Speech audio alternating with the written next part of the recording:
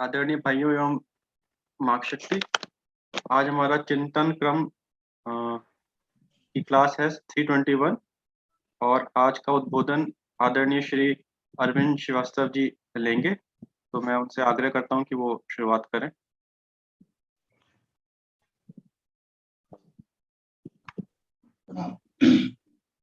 सभी आदरणीय जो उपस्थित हैं उनको प्रणाम।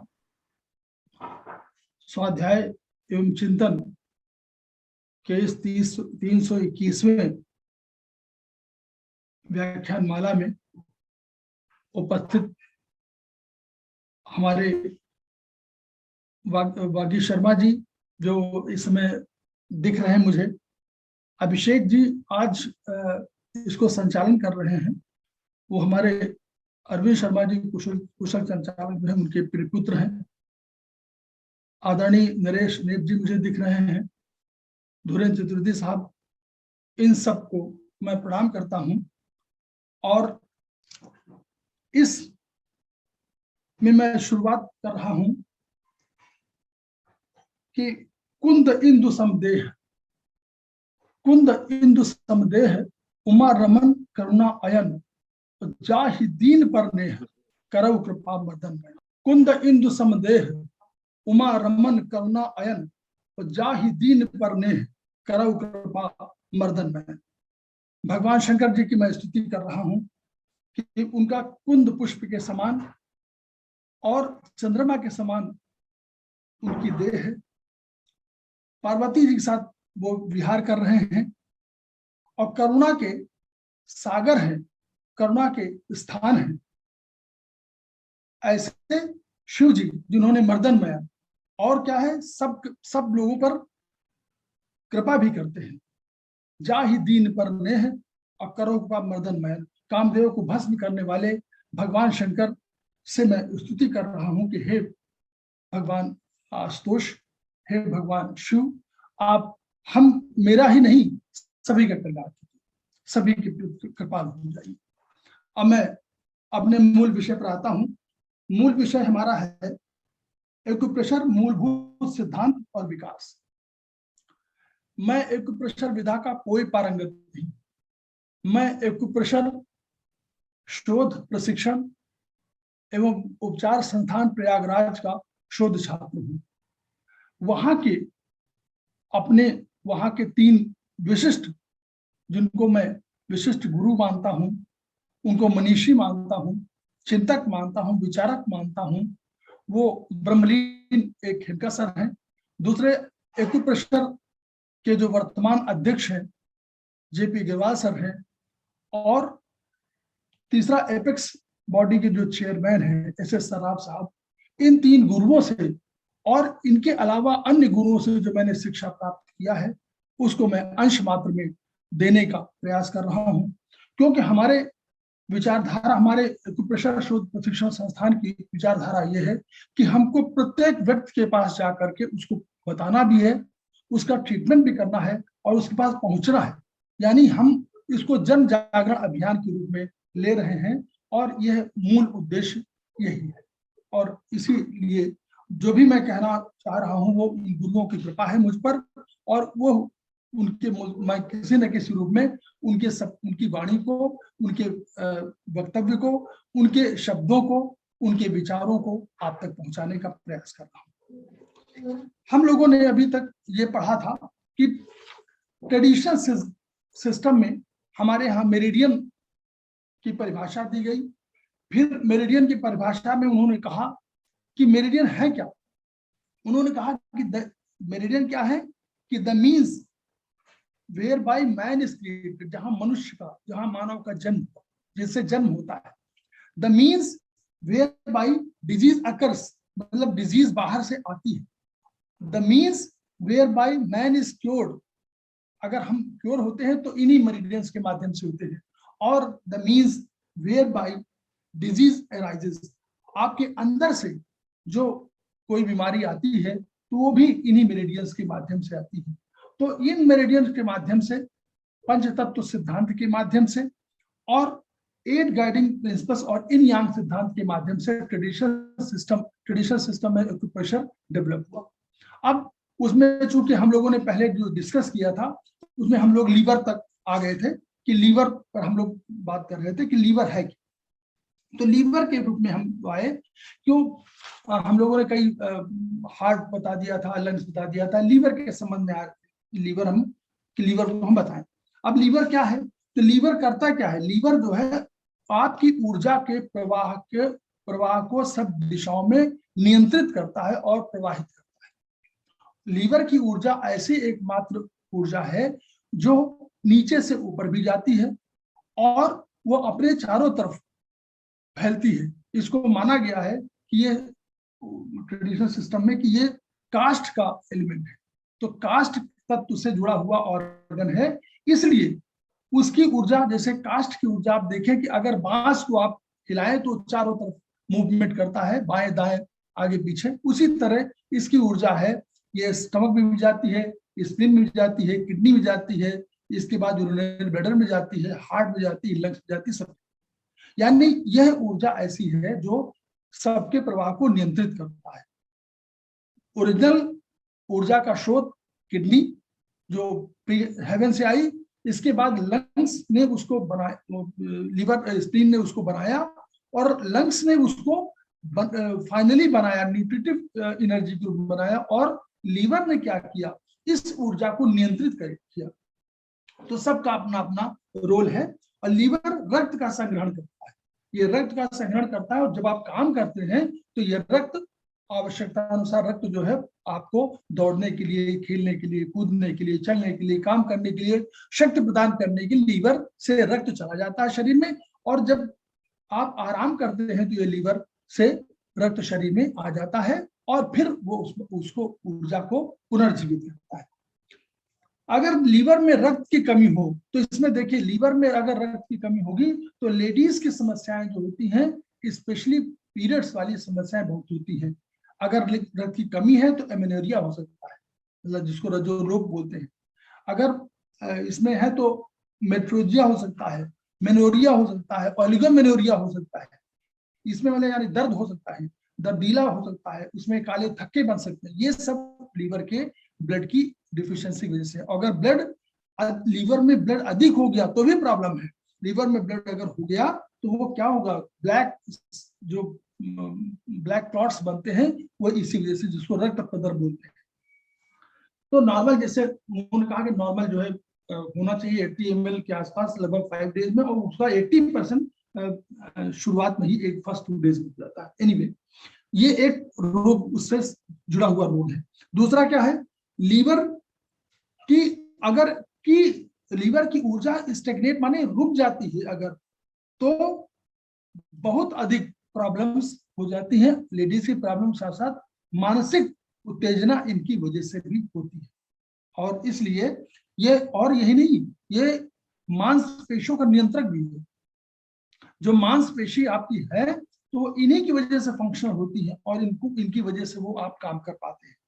लीवर आंखों में खुलता है, आंखों का ये बहुत बड़ा वो है, और आंखों की कोई बीमारी अगर होगी तो लीवर की ब्लड की कमी की वजह, डिफिशियंसी की वजह से ही अधिक होती है।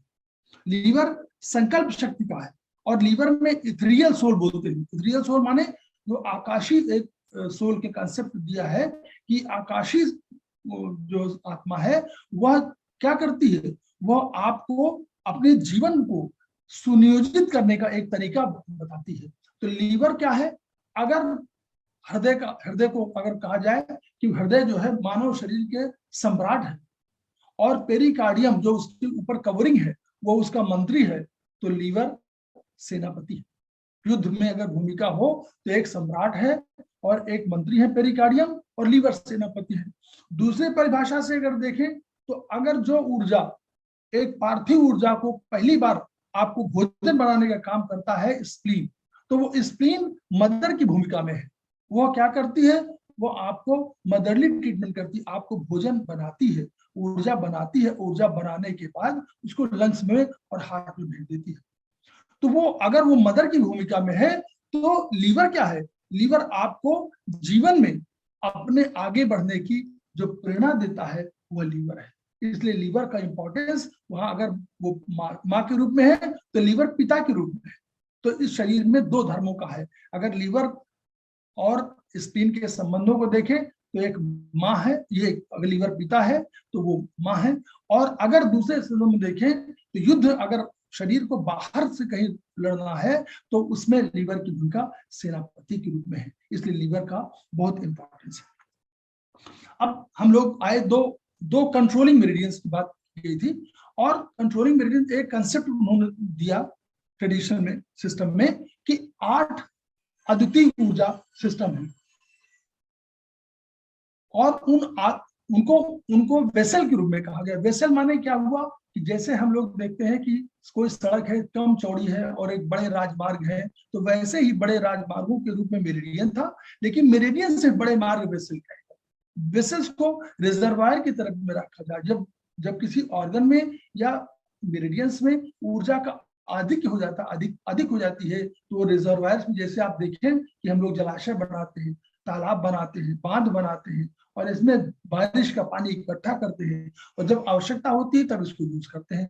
उसी तरह इन 8 एक्स्ट्राऑर्डिनरी वेसल्स में ऊर्जा इकट्ठी होती है, और ऊर्जा इकट्ठी होकर के उस समय मेन प्रवाह में नहीं रहती है, जब आवश्यकता होती है तब इसको यूज किया जाता है। तो इसलिए ये जो है स्पेशली जन्मजात अनुवांशिक इन बीमारियों में यूज होते हैं। इनमें से 2 मेरिडियन कंट्रोलिंग मेरिडियंस है, जो इनकी मेरिडियंस है और यहाँ की मेरिडियंस है। मैं केवल आज के संबंध में केवल उन 2 में से 8 में से केवल 2 की चर्चा कर रहा हूँ। 6 का कंसेप्ट जो कि बड़ा है उसको बाद में बताने की आवश्यकता पड़ेगी। तो हम लोगों ने बताया था कि सीवी मेरिडियन जो इनकी कंट्रोलिंग मेरिडियन है, वह शरीर के सामने के भाग से, आप बिल्कुल जो आपका गुदा मार्ग है और योनि मार्ग है, जो आपका सिस्टम है, उसके बिल्कुल बीचों बीच से जा करके और वो अंदर जाकर के होठ के पास में यहाँ पर नीचे आ जाती है। ये उसके 24 पॉइंट है। तो ये करती क्या है, ये इनकी कंट्रोलिंग मेरिडियन है। ये सारी सामने के भाग से आता है, और जो सारी एनर्जी इनकी एनर्जी होती है उसको ये कंट्रोल करती है। अब इसलिए इस वाले में आप समझे, सीवी मेरिडियन का नाम ही कंसेप्शन वेसल है। तो कंसेप्शन से जुड़ा हुआ जितना भी कोई बीमारी है वह इसके माध्यम से दूर की जाती है। तो कंसेप्शन हो गया, इनफर्टिलिटी हो गया, आप इसकी समस्याएं आप हो सकती हैं, मेनोपॉजल हो जाए, मेंस्ट्रुएशन की हो जाए, डिस्मेनोरिया, एमनोरिया, ये सब भी इसी से होते हैं। क्यों? क्योंकि यह उसी से जुड़ी हुई, कंसेप्शन से जुड़ी हुई है। क्योंकि कंसेप्शन का सबसे बड़ा वही जो है हमारा ऑर्गन है, लेडीज का ऑर्गन है और मेल ऑर्गन। तो मेल ऑर्गन की भी समस्याएं होंगी तो ये इस सीवी मेरिडियन से ही अधिक कंट्रोल होंगी। अस्थमा का भी इलाज इसी कंसेप्शन वेसल मेरिडियन में होगा। फाइब्रॉइड्स, अगर यूट्राइन फाइब्रॉइड्स है तो फाइब्रॉइड्स कहीं भी होंगे तो ये स्पेशली इनके लिए ये जो है गोनाडेल्स जितने होंगे फाइब्रॉइड्स, उनके लिए ये सबसे बड़ी मेरिडियन है जो ट्रीटमेंट में काम होती है। पिट्यूटरी ग्लैंड क्योंकि आपके विकास से संबंधित होता है, और यहाँ पर जहां पर आप बिंदी लगाती हैं उसी के जस्ट पीछे पिट्यूटरी ग्लैंड होती है। ये मास्टर ग्लैंड कहलाती है, और मास्टर ग्लैंड ये केवल हाइपोथैलेमस से कंट्रोल होती है।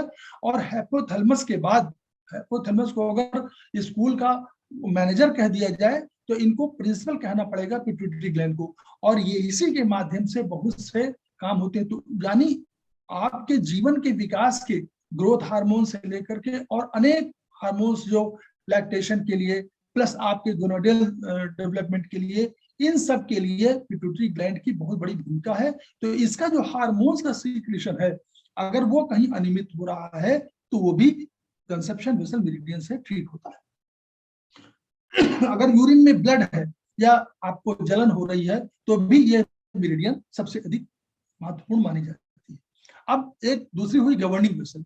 गवर्निंग वेसल मेरिडियन आपके टेल बोन से आपको पीछे से, शरीर के बिल्कुल उसी जस्ट इसके पीछे, शरीर के टेल बोन से लेकर के और आगे वो आती है, और पीछे से स्पाइन के बिल्कुल थ्रू होते हुए और सर में आती है, और सर में आने के बाद वो उसका रास्ता यहाँ से आकर के और फिर मुंह में चली जाती है।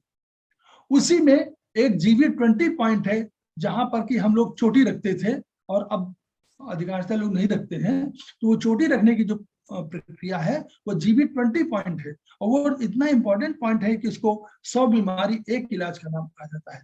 उसको एंटीना ऑफ एंटीना कहा जाता है।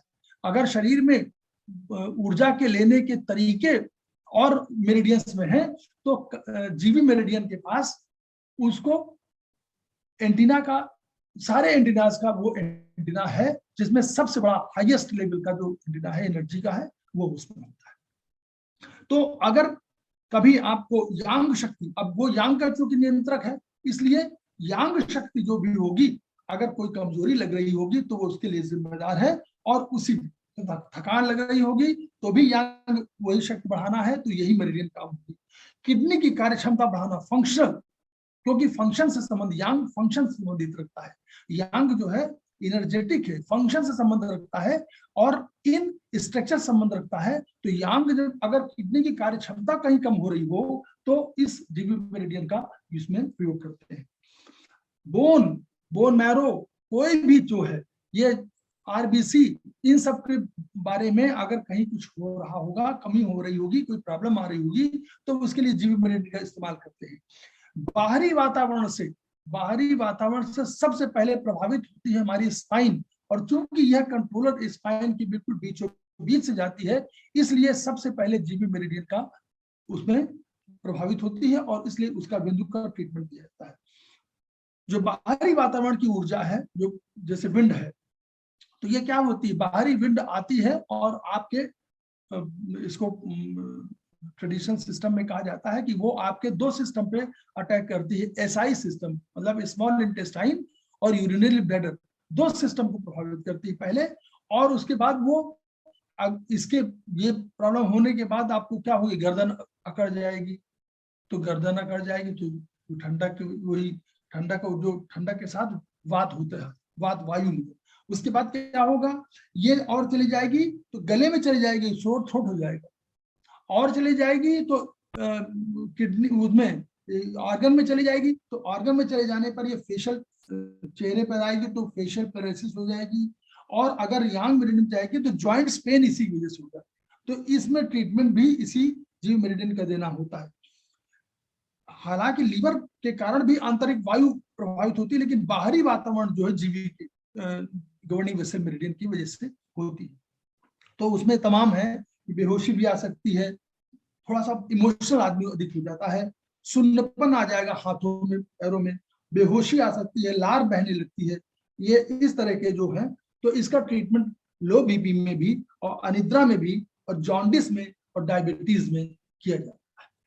अब ये मेरिडियंस के संबंध में हम लोगों का वो सामान्य जो ट्रेडिशनल सिस्टम में था वो खत्म हुआ। अब क्या हुआ, इसके बाद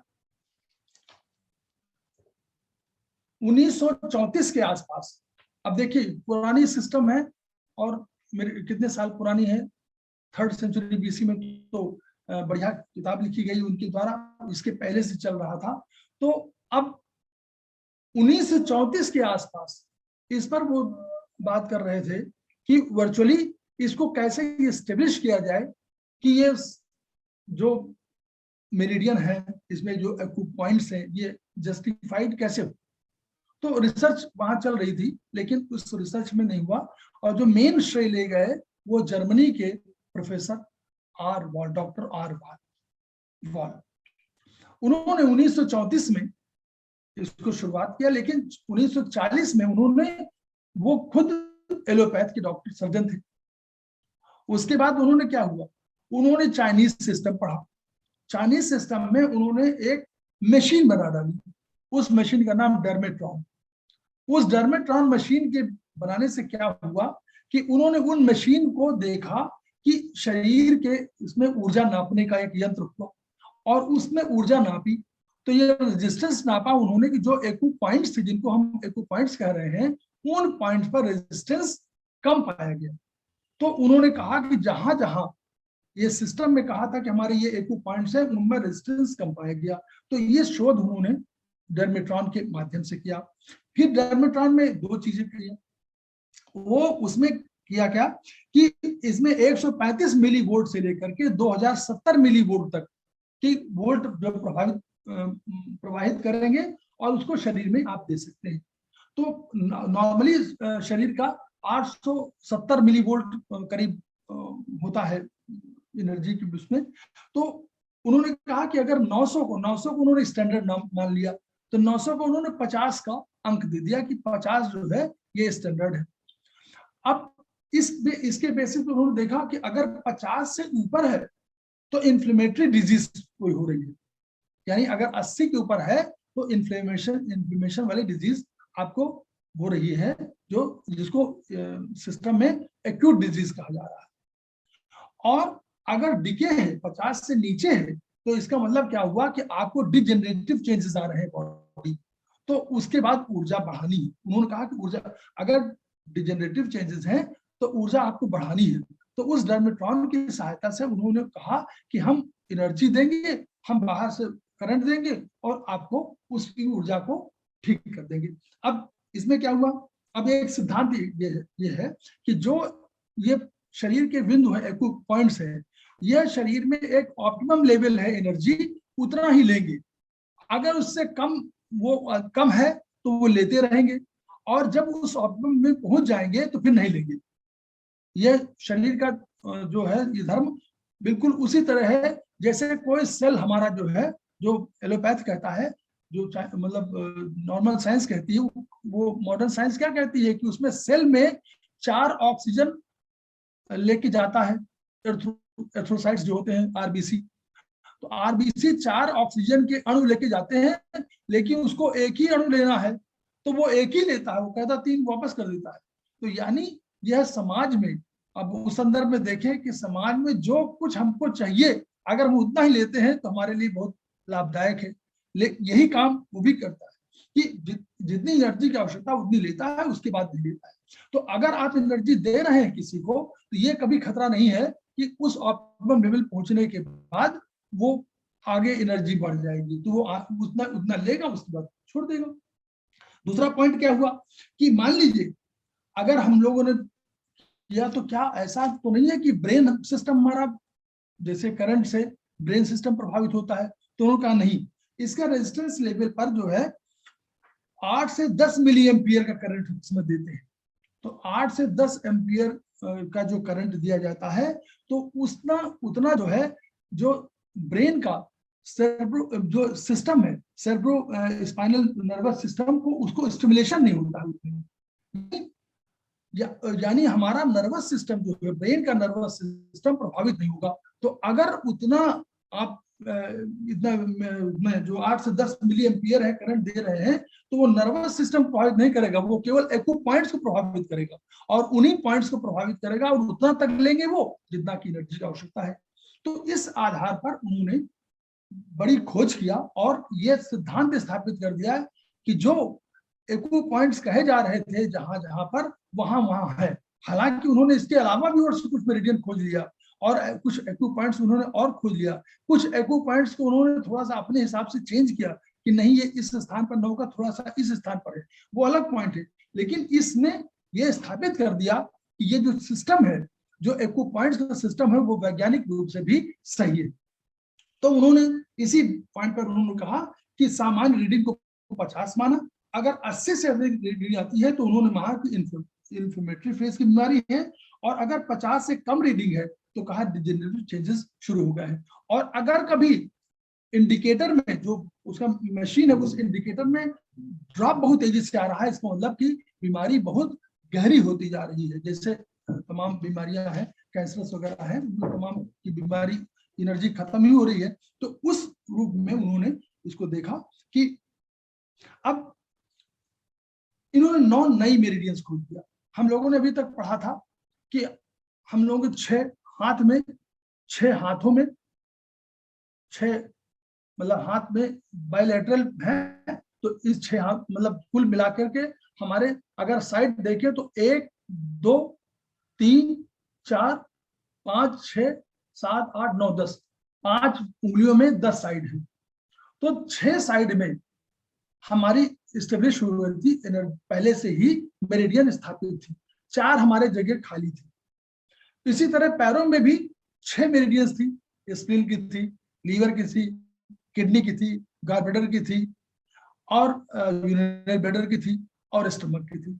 तो वो पैरों में भी वही स्थिति है कि पैरों में भी 10 साइड्स थे, उन 10 साइड्स में 6 साइड्स भरे हुए थे।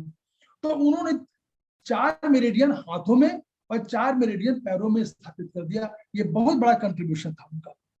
और उन्होंने क्या किया, पहले देखिए अंगूठे में उन्होंने एक लिम्फ मेरिडियन, बाहरी साइड में लिम्फ मेरिडियन खोज किया। इस साइड में, तो बाहरी साइड मतलब हम साइड की बात कर रहे हैं, लेटरल साइड।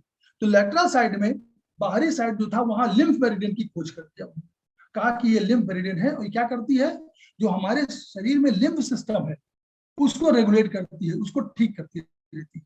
लिम्फ मतलब लिम्फ जो है दो काम करता है। एक तो जो ब्लड जहां पहुंच नहीं पाता उन टिश्यूज में, उन ऑर्गन्स में, उन सेल्स में ये पहुंचता है। दूसरा ये डिफेंसिव भी काम करता है, रेटिकुलो एंडोथेलियस सिस्टम का ये भी मेंबर है। और उसके अलावा लिम्फ जो है आपके शरीर की सफाई भी करता रहता है, जो आपका वेस्ट है उसको। तो अगर घर से आप वेस्ट मटेरियल न निकालें तो आपको नुकसान होगा। तो इसलिए लिम्फ सिस्टम को मैं वैसे कहना चाह रहा हूं कि आप, गुजारिश है कि आप कुछ मत करिए, तो 10, 12, 15 दिन बाद जो है कभी कभी बीच में इसको यहाँ मेथी की स्टेप लगा दीजिए, केवल इतनी दूर पर, यहाँ से लेकर यहाँ तक पूरे अंगूठे में यहाँ तक लगा दीजिए और मेथी की स्टेप केवल लगा लीजिए रात में, और 8-9 घंटे के लिए पानी से न भीगने पाए और फिर हटा दीजिए। इस तरह ये प्रोसेस करने से आप समझ लीजिए अपने शरीर के लिम्फ सिस्टम को हमेशा ठीक करते रहते हैं। तो बस ये वाला काम दोनों हाथों में, दोनों अंगूठों में आप बाहर की तरफ कर सकते हैं। दूसरा उन्होंने कहा कि बहुत महत्वपूर्ण खोज किया। डॉक्टर वॉल का नाम जो है एलोपैथ में तो है, लेकिन चाइनीज सिस्टम या टीसीएम सिस्टम में या एक्यूप्रेशर के सिस्टम में बहुत मील का पत्थर, उनका नाम मील का पत्थर है, नर्व डिजेनरेशन मेरिडियन।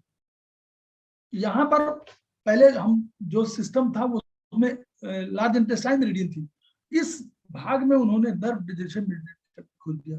अब नर्व डिजेनरेशन का मतलब क्या हुआ कि ब्रेन का और जो हमारे मेनिंजिस होती है, 3 जो बाहर जहां बाल हैं, बाल के नीचे हमारी एक स्किन है, उसके नीचे कपाल है जो हड्डी है, उसके नीचे हमारे 3 मेनिंजिस है। जो मेनिंजाइटिस रोग होता है वो इसी कारण से होता है।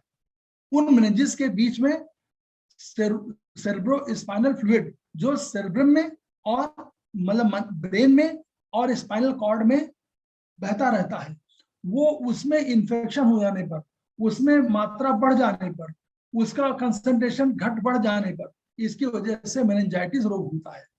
तो वो उस रोग के रोकथाम के लिए और ब्रेन सिस्टम के लिए, और ये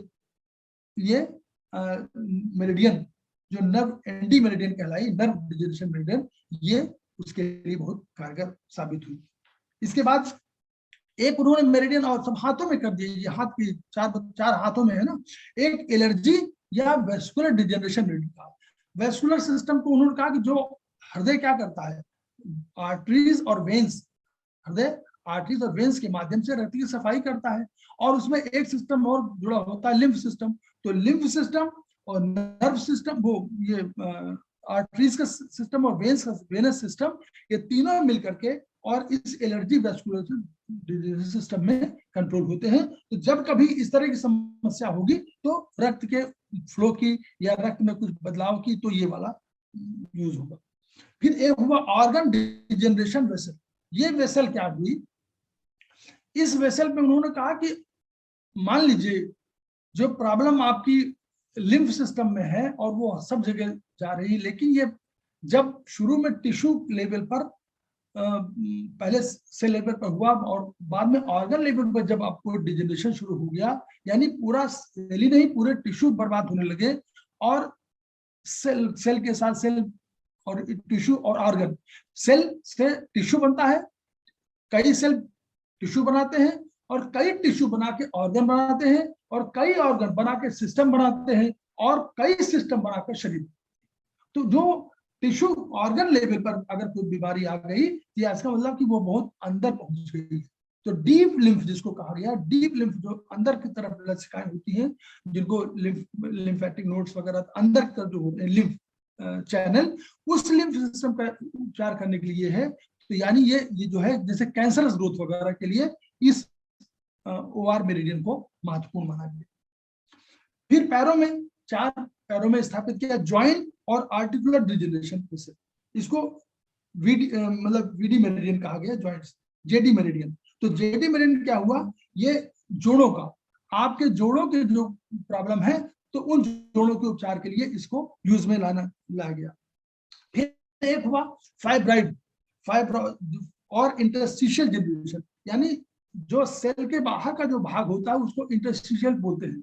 वो सेल के बाहर मतलब उसमें क्या होता है, उसमें तरल पदार्थ भरा होता है, तरल और सेल, 2 सेल इस तरह मिले हुए तो बीच में जो स्पेस है उसमें तरल पदार्थ है। और फाइब्रॉइड जो होते हैं, जो आपके गांठें हो जाती है शरीर में, कहीं गांठें हो गई, आप देखते होंगे कि कहीं पर पेट में, कहीं किसी के साइड में, और जो भी फाइब्रॉइड्स कहीं भी होते हैं, गांठें कहीं भी होती हैं, तो उनके उपचार के लिए ये फाइब्रॉइड मेरिडियन को उन्होंने खोज कर दिया। फिर एक स्किन डिजेनरेशन, यानी अगर स्किन में आपका स्किन में बदलाव, कलर में बदलाव हो रहा है, या स्किन में कोई खुजली हो रही है, या स्किन में कहीं कुछ घाव हो गया है, तो उन सब चीजों के लिए ये स्किन डिजेनरेशन मेटेरियल को यूज किया गया।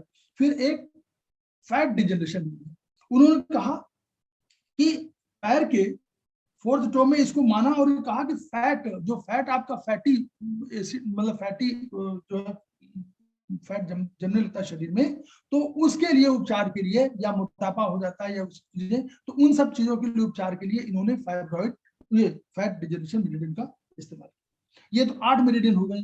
फिर इन्होंने एक मेरिडियन की कंसेप्ट लिया कि एक आई ऑर्बिट मेरिडियन।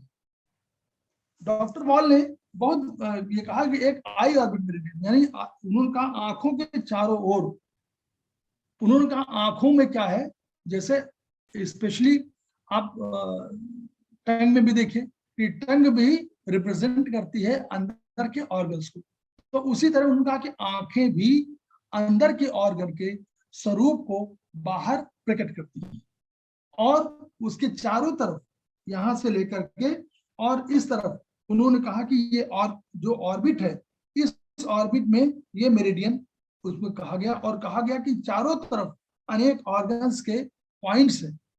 तो अगर आप इन ऑर्गन में केवल आप सिंपली इस तरह का, अगर आप केवल सावधानी पूर्वक इनमें प्रेशर दें सवेरे और 8-10 बार, तो आपकी आंखों की ज्योति या आंखों की जो समस्याएं हैं तमाम ठीक हो सकती हैं।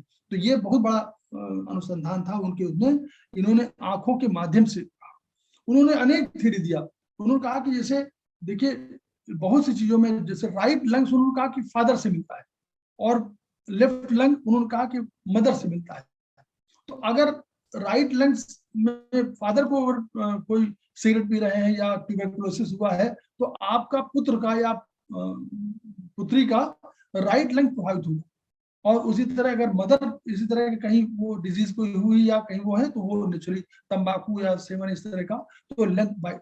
तो उसी तरह का कई थ्योरी उन्होंने इस तरह की प्रपोज किया, और इनके माध्यम से उन्होंने यही नहीं रुके, उन्होंने फिर और कुछ कर दिया। उन्होंने अलग से 269 पॉइंट खोज दिए उसी डेर्माटॉन की सहायता से। 669 पहले से थे और उन्होंने 269 के लगभग और कर दिया, और कुछ मेरिडियन के पॉइंट्स को भी चेंज कर दिया कि यहाँ ये पॉइंट यहाँ पर नहीं पाया गया और रेजिस्टेंस यहाँ कम पाया गया यहाँ पर। जैसे किडनी मेरिडियन को उन्होंने कहा, किडनी मेरिडियन को ट्रेडिशन सिस्टम तलुए से शुरू होता मान रहा था, उन्होंने कहा नहीं, यह 5th जो सबसे छोटी उंगली पैर की होती है उसके अंदरूनी भाग से ये शुरू होती है। और 3-4 पॉइंट्स उन्होंने चेंज किए शुरू में, बाद के पॉइंट्स उनके वही रहे, लेकिन उनका मार्ग थोड़ा सा चेंज कर दिया कि ये मार्ग हमारा इस प्रकार।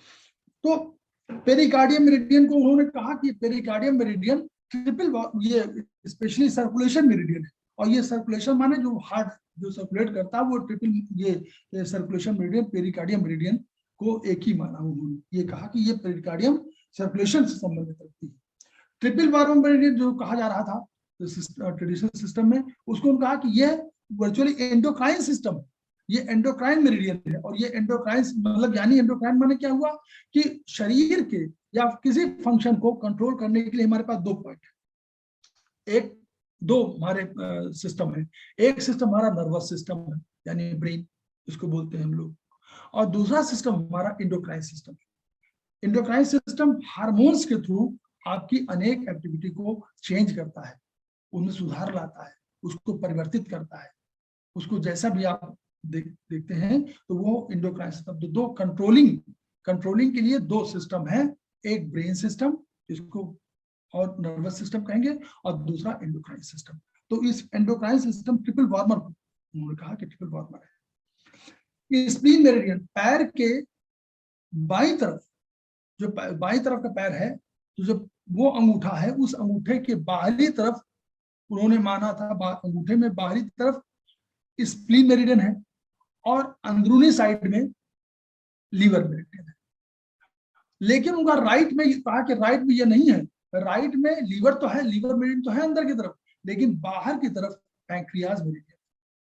अब इस पैंक्रियाज मेरिडियन को उन्होंने क्या कहा, इस पैंक्रियाज मेरिडियन से उन्होंने डायबिटीज और गाउट और ये मेटाबॉलिज्म इनका कहा, ये काम होता है। स्प्लीन को तो कहा कि आरबीसी, डब्ल्यूबीसी इन सब के का इलाज के लिए है, लेकिन पैंक्रियाज मेरिडियन के राइट अंगूठे के लिए। तो यदि कभी मेटाबॉलिक सिस्टम में यानी प्रोटीन का या कार्बोहाइड्रेट का या फैटी एसिड का, फैट का, इनका कहीं पर मेटाबॉलिज्म में, इनके चयापचय में कहीं प्रॉब्लम आती है, तो दाहिने पैर की बाईं तरफ, मतलब लेफ्ट बाहरी तरफ जो है, दाहिने पैर में बाहर तरफ जो है, वहां पर उसी अंगूठे के साइड में ही एक पूरे अंगूठे तक के उसमें मेथी की पट्टी बांध लीजिए। निश्चित रूप से 9 घंटे बांधिए, आपको फायदा एक दिन में ही दिख जाएगा, 2-4 दिन बांध के देखिए, फर्क पड़ेगा। इसके बाद टोटल कंट्रीब्यूशन और अधिक हुआ। एलोपैथी डॉक्टर थे लेकिन देखिए कितना कंट्रीब्यूशन किया उन्होंने, कुछ विशिष्ट बिंदुओं की खोज कर दिया, इनको अलग से विशिष्ट बिंदु कहा गया। मतलब ये पॉइंट नहीं थे, ये पॉइंट्स के अलावा थे जो आपके सिस्टम से, जो आपके फिजियोलॉजिकल सिस्टम से संबंध रखते थे जो उसमें। तो उन्होंने एक CMP पॉइंट कहा, कंट्रोल मेजरमेंट पॉइंट कहा।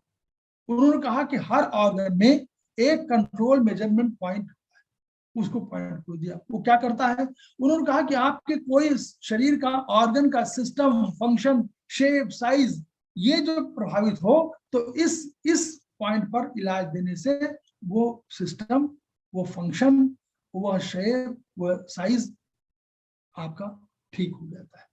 ये CMP कंट्रोल सबसे बड़ा पॉइंट, उनको नियंत्रक बिंदु कहा। और ये किसी भी ऑर्गन में आपको कोई अगर विसंगति आई हो तो उसके लिए ये। दूसरा उन्होंने कहा रेफरेंस पॉइंट, एक रेफरेंस पॉइंट संदर्भ कहा कि ये कोई भी आप किसी ऑर्गन की फंक्शन में, केवल फंक्शन में आपको लगा कि फंक्शन में आपका वो है, तो ये रेफरेंस पॉइंट है। तो रेफरेंस पॉइंट पर भी आप ट्रीटमेंट देंगे, तो आप केवल मेथी लगा देंगे तो भी आपको काम चलेगा। फिर एक कहा उन्होंने कहा SMP point, summation measurement point कहा। ये अब अभी आपने कहा ऑर्गन कहा, अब उसमें कहा फंक्शन कहा, और उसके बाद उसका स्ट्रक्चर भी कह दिया।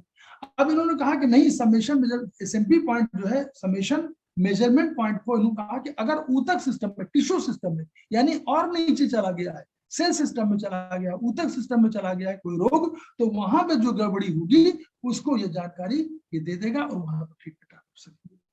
फिर उन्होंने कहा पार्शियल समेशन मेजरमेंट पॉइंट कहा। ये क्या हुआ, इन्होंने देखा कि जो एक तरह के जैसे लंग्स और हार्ट मान लीजिए है और उसी के आसपास है, तो कोई ऐसा बिंदु होगा जो हार्ट और लंग्स दोनों को प्रभावित कर रहा होगा। तो उन्होंने कहा, उसको उन्होंने पार्शियल समेशन मेजरमेंट पॉइंट कह दिया कि ये पॉइंट जो है, इस पॉइंट से आज हार्ट और लंग्स और आसपास के जो टिश्यू सिस्टम है उनमें जो गड़बड़ी हो रही है उसका पॉइंट के लिए इस पॉइंट को देखा जा सकता है। फिर मेजरमेंट पॉइंट की कहा, मेजरमेंट पॉइंट में एक उन्होंने कहा मेजरमेंट पॉइंट कई होते हैं, जैसे एक शरीर में, जैसे हमने कहा ना कि समेशन मेजरमेंट पॉइंट है, रेफरेंस पॉइंट है, तो उसी तरह उन्होंने कहा कि एक में कई मेजरमेंट पॉइंट होंगे और उन समेशन मेजरमेंट पॉइंट तो अलग ऊतक सिस्टम में हुआ, तो ऊतक सिस्टम में कई चीजें हो सकती हैं, तो उनमें किसी कोई उसका टिश्यू है तो उसका टिश्यू सब में उसके लिए एक सिस्टम में उनका, एक ऑर्गन में कई ये हो सकते हैं। फिर एक और बहुत बड़ी बात कही है उन्होंने, ये इनका सेरेस मेम्ब्रेन कोटिंग बहुत ये वो था, बहुत अच्छा हुआ कि ये उन्होंने कहा कि देखिए शरीर में जब हम लोग देखते हैं तो आप देखिए लंग्स में तो भी बाहर कवरिंग होती है, हार्ट में भी एक कवरिंग होती है। इसके बाद नीचे जब आप जाइए पेट की तरफ जाइए तो लार्ज इंटेस्टाइन में, स्मॉल इंटेस्टाइन में, किडनी में, लीवर में, गॉल ब्लैडर में, स्टमक में, यूरिनरी ब्लैडर में, इन सब में क्या होता है, और पेरिकार्डियम और पैंक्रियाज, इन सब में एक कवरिंग होती है, इसको पेरिटोनियम बोलते हैं।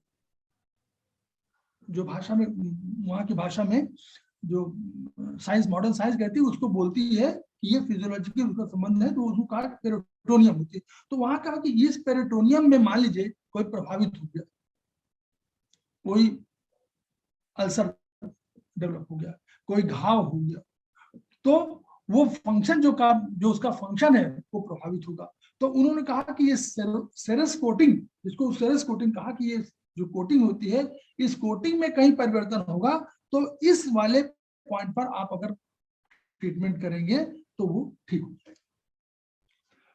तो फिर इसके बाद उन्होंने कहा एक और पॉइंट, बहुत इंपॉर्टेंट पॉइंट है, AIP, ऑटोनोमिक इनर्वेशन पॉइंट कहा।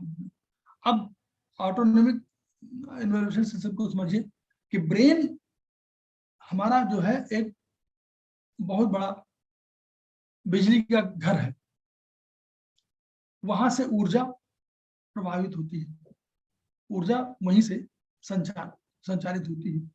और वो क्या होती है, वो ऊर्जा कहाँ दे रही है, वो ऊर्जा आपके स्पाइनल कॉर्ड से होती है। तो स्पाइनल कॉर्ड हमारा समझ लीजिए एक बड़ा ट्रांसफार्मर है, जो हमने आप कई जिलों के बीच में एक ट्रांसफार्मर लगा दिया, या एक जिले में, एक जिले या एक गांव में लगा दिया। अब उस ट्रांसफार्मर से आपको बिजली मिल रही है, आपके घरों में बिजली जल रही है। तो प्रभावित क्या होगा, दो, कभी कभी ये होता है कि आपके घर का जो बल्ब है वो फ्यूज हो गया, तो बल्ब फ्यूज हो गया तो केवल बल्ब को बदल दीजिएगा तो परिवर्तन हो जाएगा। लेकिन अगर आपके यहाँ कोई गड़बड़ी नहीं है, बल्ब भी फ्यूज नहीं है, लेकिन अगर ट्रांसफार्मर से आपको बिजली नहीं आ रही है तो आपको बिजली नहीं मिल पाएगी, आप चाहे जितनी कोशिश कर लो। और अगर ट्रांसफार्मर भी सही है लेकिन बिजली घर नहीं बंद कर दिया है तो आपको बिजली तब भी नहीं मिल पाएगी। तो वैसे ही उन्होंने कहा कि ये प्लेक्सस, एक प्लेक्सस का नाम दिया। तो ये प्लेक्सस क्या होते हैं, जब ब्रेन से और स्पाइनल कॉर्ड में जाती है तो जो नर्व्स आती हैं वो नर्व्स हर उसमें हर वर्टिब्रा से निकलती है, दो दो, एक ऊपर से एक नीचे से, वर्टिब्रा के ऊपर भाग से और नीचे भाग से निकलती है। और दो ये सब निकली और निकलने के बाद ये कई जाकर के एक प्लेक्सस बना, प्लेक्सस माने एक चौराहा, एक जगह जुड़ जाती है। जैसे गुच्छे नहीं होते हैं आपके यहाँ, तार के चार तारों को मिलाकर के गुच्छा बना देते हैं, फिर उसके बाद आगे ले जाते हैं, वैसे ही गुच्छा बनाने का ये प्लेक्सस का है। तो इन प्लेक्सस के माध्यम से हर ऑर्गन में आपको एनर्जी जा रही है। अब अगर स्पाइनल कॉर्ड जो ब्रेन से आ रहा है, स्पाइनल कॉर्ड से इस प्लेक्सस में ही कोई गड़बड़ी हो गई तो आपका वो ऑर्गन अपने आप अपना फंक्शन नहीं कर पाएगा। अगर मान लीजिए किसी प्लेक्सस से और लीवर में जा रही है, गॉल ब्लैडर में जा रही है और स्प्लीन में जा रही है, तो अगर ये प्लेक्सस काम नहीं कर रहा होगा तो हो सकता है कि लीवर, गॉल ब्लैडर और स्प्लीन तीनों काम नहीं करें। तो वो उन्होंने कहा कि उन्होंने हर के इस वाले पॉइंट पर ये कहा कि एक एक पॉइंट खोजा कि इन पॉइंट पर अगर आप ट्रीटमेंट देंगे तो आपका ये इनर्वेशन जो मस्तिष्क से जोड़ता है, ये जो इनर्वेशन सिस्टम है, ये जो मस्तिष्क से जोड़ रहा है आपको प्लेक्सस के माध्यम से, ये कोई ना कोई सिस्टम ही तो है जो आपको तारों को जोड़ रहा है। चाहे ये तो तारों से है, जैसे उसी तरह जैसे बिजली के तार, तो इन तारों से आपको जोड़ रहा है, तो ये तार अगर कहीं टूटे हुए हैं तो ये पॉइंट ठीक करेगा उसको। तो ये पॉइंट उन्होंने बहुत बड़ा दिया और इससे बहुत साइंटिफिक जो मॉडर्न साइंस है उसको भी जस्टिफिकेशन मिला और इसमें हुआ। और तो फिर एक कहा लिम्फेटिक ड्रेनेज पॉइंट, एक और पॉइंट बताया, लिम्फेटिक ड्रेनेज पॉइंट। उन्होंने कहा कि हर मेरिडियन में एक लिम्फेटिक ड्रेनेज होता है, यानी जैसे हम लोग देखते हैं कि घरों में हम लोग बाथरूम से जाकर के कोई नाली निकलेगी और वो नाली तब ले जाएगी मेन उसमें। तो ये लिम्फेटिक जो ड्रेनेज सिस्टम है, इसको हमको हमेशा ठीक करना है। इसीलिए मैंने कहा ना कि बात यहाँ पर आपको मेथी आप लगा लीजिए तो लिम्फेटिक ड्रेनेज सिस्टम को ही ठीक कर रहे हैं। तो उन्होंने कहा कि यह जो है उसको अगर आप करेंगे तो ये किसी में अंदर जो ऑर्गन में जैसे लिम्फ सिस्टम की वजह से जलन हो रही है, सूजन हो रहा है, फोड़ा हो रहा है, तो इनको आप सुधारने में मदद मिलेगी। शरीर अभी 2 मिनट है कि खत्म हो रहा है? बिल्कुल बिल्कुल। अब देखिए इन सिस्टम के आधार पर डॉक्टर वॉल ने एक कहना चाहिए क्रांति, एक तो जस्टिफाई किया उन्होंने, पुराने सिस्टम को जस्टिफाई कर दिया, उनके एक पॉइंट्स को जस्टिफाई कर दिया, अपने कुछ पॉइंट्स बना दिए और उन पॉइंट्स पर ट्रीटमेंट जो है वास्तव में उन पॉइंट्स की वजह से बहुत ही लाभ हुआ। और जो संस्थान ने देखा कि उन पॉइंट्स को हम लोग यूज करते हैं और उनके पॉइंट्स के लाभदायक परिणाम हम लोग को मिले। तो अब बीमारियों की दशाओं में उन्होंने, हम सिंपल सी बात छोड़ रहे हैं, बाद में आगे कंटिन्यू करेंगे, हम जो आगे बात बताएंगे कि बीमारियों की दशाओं के बारे में बताया कि 2 तरह की बीमारियां एलोपैथ मानता है, एक सिस मानता है, एक आइटिस मानता है। आइटिस माने जब आप इन्फ्लेमेशन होगा तो आइटिस कहलाएगा, जैसे होता है गैस्ट्राइटिस ये सब। और सिस माने जो हुआ ये हमारा उनके हिसाब से इनके सिस्टम में जहां पर आपका फाइब्रॉइड सिस्टम जहां पर स्थिर हो जाएगी और ये डीप बीमारी हो जाएगी। आइटिस बीमारी हमेशा शुरुआत की बीमारी है जिसको एक्यूट बीमारी बोलते हैं, और सिस की बीमारी हमेशा बाद की बीमारी है जो डीप लिम्फ, जैसे लिम्फ वाला बताए थे ऐसे बीमारी। तो आइटिस और सिस में उन्होंने बांटा इसको। फिर उन्होंने कहा कि दो सिस्टम होंगी। सिंपल सा ये समझिए कि जब कभी पहला बीमारी कोई होगी तो आपको हमेशा एक इन्फ्लेमेटरी, कहते हैं इन्फ्लेमेशन होगी, तो ये इन्फ्लेमेटरी फेज है। पहले क्या होता है, सेल के आसपास, जैसे सेल है, ये सेल है आपका, ये सेल आपका घर है, इस सेल को फंक्शन सारे वही करने हैं जो हम लोग शरीर में करते हैं, यानी खाना बनाने से लेकर के बाहर निकालने तक, एनर्जी बनाने का सारा काम करते हैं। अब ये सेल है आपका घर समझ लीजिए।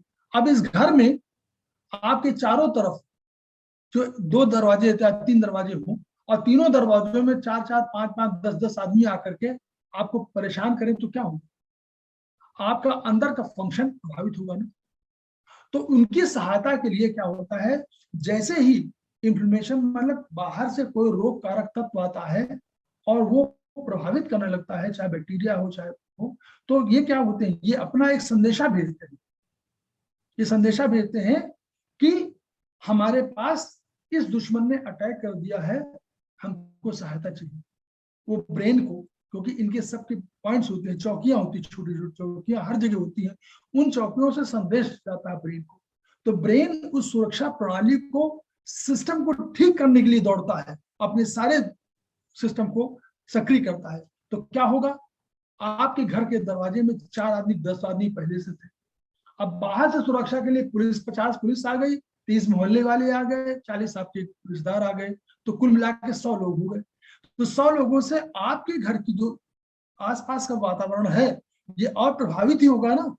तो वहां पर दर्द होगा, जो आपको दर्द होता है, जलन होता है, जो फुंसी होती है, जो आपको स्वेलिंग हो जाती है, वो इन्हीं कारणों से होती है, इन्फ्लेमेशन है। तो ये ट्रेंड जो है सबसे पहला ट्रेंड है। 2 बड़ी, जो अगर ब्रॉड में 2 बताएं, एक जो हुआ। दूसरा, अब मान लीजिए आपकी सुरक्षा प्रणाली आई और उसने आपको, या पुलिस आई और इतने सब में आपको कोई व्यवस्था नहीं दी, और वो जो दुश्मन थे वो हमारे कोई आतंकवादी है, मान लीजिए कोई आतंकवादी है, और हमारी सुरक्षा प्रणाली भी उससे हार मान गई और उपस्थ हो गई, उन्होंने मार दिया उनको। अब ये क्या करेंगे, ये सेल के अंदर जाएंगे तो सेल को कंट्रोल करेंगे, सेल के बाहर रहकर भी सेल के काम नहीं करने देंगे, तो सेल को क्या होगा, भूख प्यास सब खत्म होने लगेगी, सेल फंक्शन नहीं कर पाएगा, एनर्जी नहीं बना पाएगा। आप दूसरे को कहीं से सामान रसद आना है, आप किले को घेर लिया, किले को पहले घेरते थे, कहते रसद बंद कर दो, तो रसद बंद करने में क्या होता था, उनका 6 महीने तक का रसद है, 6 महीने तक घेरेंगे, 7वें महीने सरेंडर कर देंगे। वैसे ही सेल क्या होता है, सेल डीके होने लगता है, सेल डीके होने लगता है, सेल अपना फंक्शन नहीं करने पाता है, सेल सूखने लगता है, मरने लगता है, और इसको एट्रोफी बोलते हैं। तो ये है दूसरी सिस्टम जो कोशिकीय सिस्टम है, इसको सेलुलर सिस्टम में अटैक हो गया है, और अब सेल अपने काम को फंक्शन नहीं कर पा रहा है, इसको बोलते हैं लैंग्वेज में डीजेनरेशन। तो दिस इज डीजेनरेटिव फेज। ये फेज आने पर कोशिका को, सेल को अपने काम करने की परेशानी होती है, पहले डिस्ट्रॉफी होती है, एट्रॉफी होती है, अंत में जाकर के नेक्रोसिस बोलते हैं, नेक्रोसिस शब्द है। नेक्रोसिस का मतलब यह है कि वो सेल अब उबर नहीं पाएगी और सेल डेथ होने लगेगी। जब सेल डेथ हो जाएगी तो सेल के चारों तरफ आकर के वो कैल्शियम कार्बोनेट वगैरह आकर, जैसे हम लोग करते हैं वैसे आकर के दफन करते हैं। दिस इज द सिस्टम जो इसको उन्होंने नॉर्मली बताया। ये इसके 6 फेज बताए, बीमारी की 6 फेज बताया। उन 2 फेजों में 2 इंपॉर्टेंट फेज जो मेन फेज है, जो बताने समझाने की ढंग से जितना हमको जानना चाहिए, तो यही फेज है कि एक पहला शुरुआत का फेज है इन्फ्लेमेशन वाला, और दूसरा डिजेनरेशन वाला। तो डिजेनरेशन फेज शुरू होने पर हम लोग, अब मालूम पड़ता नहीं इन्फ्लेमेशन फेज में, तो चूंकि जलन ना हो तो मालूम नहीं पड़ेगा, अगर इतने बुलाए नहीं सबको तो मालूम ही नहीं पड़ेगा। तो यानी इसके पहले परिवर्तन होना शुरू हो जाते हैं। कोई भी तत्व जो शरीर का मेटाबॉलिक सिस्टम से, चाहे बाहर का हो चाहे अंदर का, अगर वो कोई एसिड बढ़ गया है, कोई आपका एंजाइम बढ़ गया है, तो वो सब यहीं पर नष्ट हो जाएगा। क्योंकि एंजाइम, जब दुश्मन एंजाइम को, वो सेल को उसको नहीं मार पाता डिफेंस वाले, तो वो एंजाइम खुद बर्स्ट आउट हो जाते हैं और एंजाइम वहीं छूट जाता है। एंजाइम क्या करता है, एंजाइम तो अपने आदमी, अब उसको तो देखना नहीं है, वो तो जो बगल में मिलेगा उसको खाना शुरू कर देगा। तो ये फेज शुरुआत की फेज है। तो ये हम लोग का वो फेज था, अभी चलता रहेगा। ये तो भाग 3 है, भाग 4 भी आगे चलेगा, अभी 5-6 चलेगा इस तरह। तो हम लोग आगे बढ़ते रहेंगे। तो बहुत आप लोग ध्यानपूर्वक सुना, मैं धन्यवाद देना चाहता हूँ।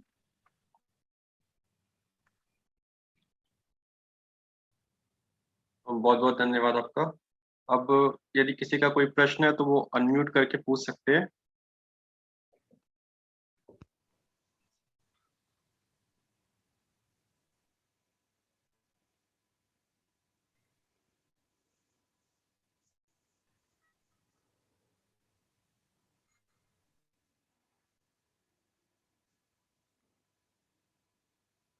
मुझे ये बताना है कि हम लोग कोशिश, कोई प्रश्न है? मुझे ये बताना है कि हम लोग कोशिश कर रहे हैं कि अगले महीने से हमारे जनरल सेक्रेटरी साहब धुरेंद्र चतुर्वेदी साहब हैं, तो हम लोग ये प्लान कर रहे हैं कि अगले महीने से हम लोग नोएडा एक्सटेंशन में क्लिनिक की शुरुआत कर रहे हैं। शुरू में हम लोग थोड़ा वो रहेंगे, हम कोशिश करेंगे कि भाई वहाँ मान लीजिए बहुत से लोग नहीं जाते हैं, तो हम कैंप्स के माध्यम से, और हम मेथी का प्रभाव आपको बताएंगे कि मेथी की कितना गुणकारी है, कितना प्रभावी है वो। तो हम लोग कोशिश करेंगे कैंप लगाने की। तो पहले तो जहां जहां हम लोग शुरुआत में देखेंगे आसपास के जगह पे लगा दें, लेकिन अगर कहीं से डिमांड होगी तो हम लोग वहां भी कोशिश करेंगे कि हम लोग कैंप्स की शुरुआत करें। इसके माध्यम से हमारा आपके साथ स्वास्थ्य चिंतन, मतलब स्वाध्याय न होगा, स्वास्थ्य चिंतन भी बढ़ेगा। स्वाध्याय तो चल ही रहा है, स्वास्थ्य चिंतन भी हम लोगों का साथ साथ चलता रहेगा, और हम कोशिश करेंगे कि आगे बढ़े। जी बहुत बहुत धन्यवाद। Some ready-made points, क्लिनिक ना अवेलेबल हो, उसके पास कोई खास पॉइंट हो, ये मोटी मोटी बीमारियों के लिए जो जनरल लोगों के काम आ सके, किसी without without visiting the clinic, वो कब बताएंगे ये पूछना चाह रहा था मैं। वो स्टेज भी कोई आनी चाहिए ताकि वाइटल पॉइंट्स 5-10 बता दिए जाएं, ताकि कभी छोटी मोटी बीमारी हो तो आदमी उसका खुद ही इलाज कर सके। ये पूछना था आपसे। सर बिल्कुल, आपने बिल्कुल सही कहा, हम लोग सब बताएंगे, लेकिन जब तक थोड़ा बहुत जानकारी नहीं होगी, देखिए हम लोग, ये हो सकता है आपको जानकारी अधिक हो, नहीं, आप बहुत अच्छा समझा रहे हैं, ये बात तो जब बिल्कुल। तक सामान्य रूप से जानकारी नहीं, हम वो अवेयरनेस की दिशा में बढ़ रहे हैं। हम अवेयरनेस चाह रहे हैं कि संस्थागत रूप से, वैसे यहाँ भी प्रैक्टिस तमाम लोग कर रहे होंगे, संस्थागत रूप से हम कोशिश यही कर रहे हैं कि हम इसको जन जागरण अभियान के रूप में लें। आपको बता दें कि आप, जैसे हमने शुरू में बताया कि कुछ नहीं आपको समझ में आता तो आप केवल ट्विस्टिंग करिए, सवेरे उठिए और ट्विस्टिंग करिए, हर उंगली को ट्विस्ट जरूर करिए, हर हर ज्वाइंट को ट्विस्ट करिए। तो हम जो है आगे हम करके हम आपको कुछ पॉइंट बता देंगे, थोड़ा समझ लें तो उसमें हम पॉइंट बताएंगे, ताकि ऐसा ना देखिए, पॉइंट लगाने का अर्थ ये है कि पॉइंट सही लगाया जाए तो उसका उपयोगिता है। भाई हम तो सिंपल सी बात बता रहे हैं कि अगर हम बता देंगे कि मेथी आपको लगाना होगा तो आप मेथी लगा लीजिए, तो उन जगहों पर हम जगह बता देंगे कि यहाँ पर मेथी लगा लीजिए। हम कैंप के माध्यम से दोनों काम करेंगे। हमारे एक दो लोग जो है अपना आपको ट्रीटमेंट करते रहेंगे, और हमारा काम यही अवेयरनेस का रहेगा कि हम धीरे धीरे आपको अवगत कराते चले कि आप यहाँ लगा लीजिए, आप यहाँ लगा लीजिए। जैसे जैसे ज्ञान बढ़ेगा वैसे, देखिए ज्ञान अथाह है, बिल्कुल बिल्कुल सही कह रहे हैं, और हम लोग उसी दिशा में बढ़ रहे हैं, और हमेशा ज्ञानी है, कोई ज्ञानवान नहीं है। अगर ज्ञानवान केवल एक ईश्वर है, तो और उसी को पाने के प्रयास कर रहे हैं कि उस ज्ञान के कुछ पुंज को, मतलब कहीं कुछ स्पर्श कर सके बस। नहीं, बहुत बहुत बढ़िया ज्ञान बढ़ रहा है, हमारी नॉलेज बढ़ रही है, क्योंकि आप बेसिक बता रहे हैं, ये जानना भी जरूरी है। बहुत अच्छा, बहुत बहुत धन्यवाद।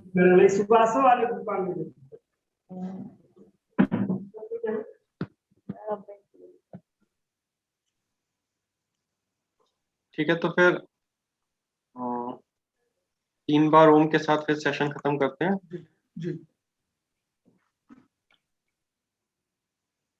सब अपने आप को अनम्यूट कर लीजिए।